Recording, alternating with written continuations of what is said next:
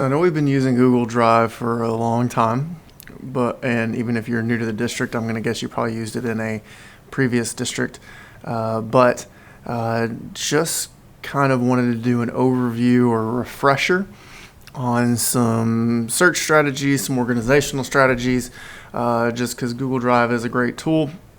If you're not using it, encourage you to start, because again, it's a great way to share, collaborate, always have things available. And again, if something does happen to your computer, just know you've always got that backup, that it's there somewhere. So a couple things is, first, starting at the top, just knowing that at its heart, Google is always a search company. And so they build in great search tools, and they add new ones all the time. So you can obviously search here, and it kind of knows the most frequent ones that have been shared to you. You can also filter down by file type, which can be helpful sometimes. And then there's also the search options menu, which also can be found through clicking this button.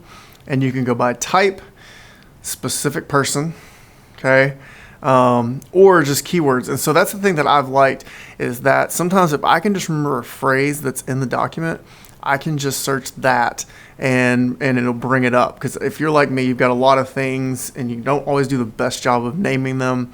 And so you can do that as well. And then, so you can choose by location, and obviously, and then date modified if that helps as well.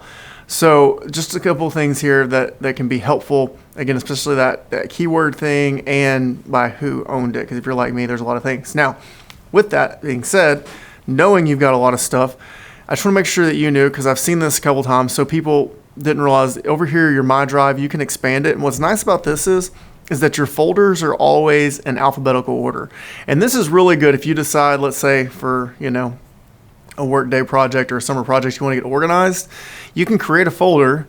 It's over here in the nice little alphabetized list, and then you can click and drag things right into those folders. So if you want to start putting stuff in folders, maybe this is your second year teaching, and you're like, you know what, I've got some great lesson plans finally, resources, I want to make sure they're organized.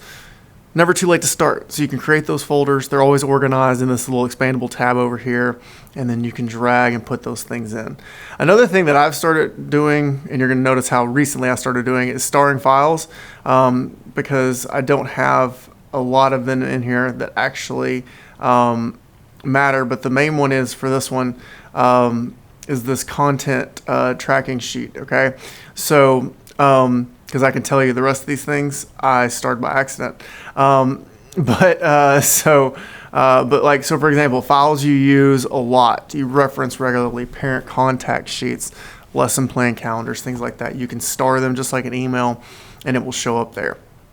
The other thing I was going to let you know is, if you do accidentally delete something in the trash, it doesn't delete until 30 days. So a lot of times you can come get it back. And I will tell you, we also have the ability on that to bring things back for you. I think it's up to 6 weeks. So if you ever run into that, don't panic, and just know that we have that there. Other thing I was going to let you know. So remember, you've got your My Drive, and you have shared with me. And just know that if it's shared with you, you do not own it. You can just see it. And even if you drag it over into My Drive, that does not make it yours. It's still shared with you. So what you're going to need to do is to actually make a copy, which, if you didn't know, I'm just going to take one of my files here. You'll need to make a physical copy and put it into your drive.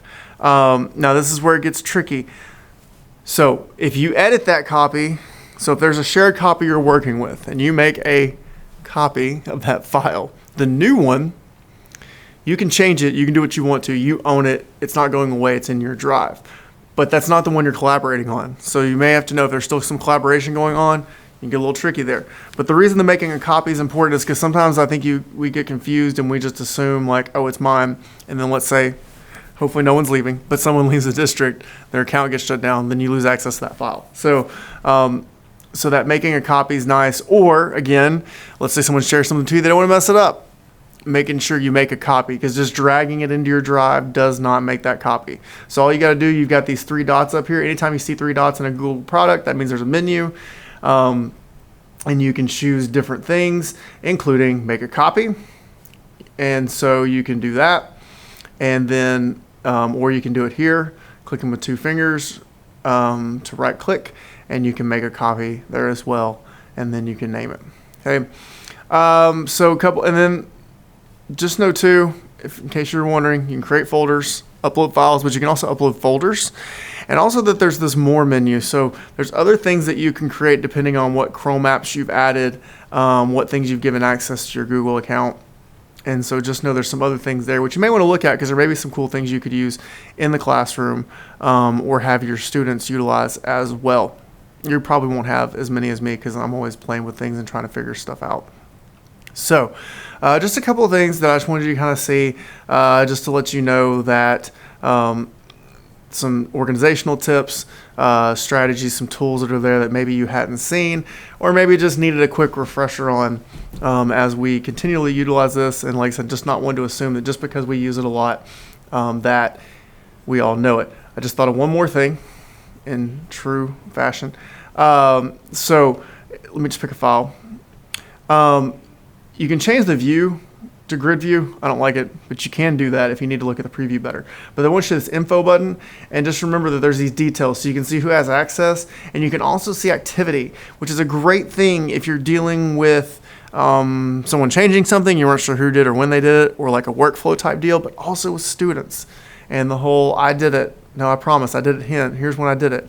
Just looking at that activity and kind of seeing what actually happened, who actually did what, is just another great thing. So anyways, just want to share a few of those things with you. Hopefully it's helpful. If you need more Google Drive tips or a whole Google Drive, Google Docs tutorial, we can sit and schedule some times and not do it all at once, because I know that'd be overwhelming, and really work through it so you can get full benefit of the many awesome tools that Google provides to us.